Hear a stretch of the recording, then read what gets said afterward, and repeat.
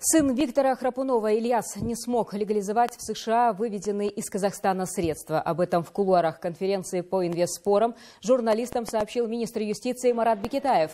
По его словам, Храпунов-младший не успел вывести из Штатов все свои активы и вложения. Несмотря на то, что суд штата Калифорния не признал его виновным или невиновным из-за отсутствия факта нанесения ущерба на территории Америки, Казахстану удалось достичь главного результата, отметил глава Минюста. Теперь казахстанская страна намерена акцентировать внимание на возмещении ущерба.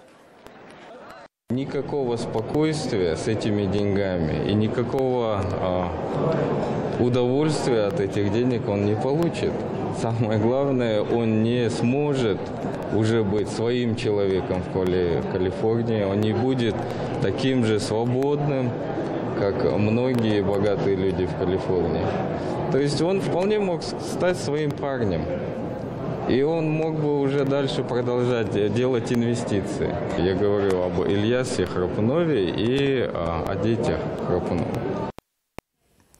Напомню, в суд штата Калифорния иск был подан акиматом Алматы в 2014 году против Виктора Храпунова, его семьи и фиктивных компаний, которые зарегистрированы в США. А 8 октября в Алматы специализированный районный суд по уголовным делам заочно приговорил экс-акима Виктора Храпунова к 17 годам тюрьмы с полной конфискацией имущества.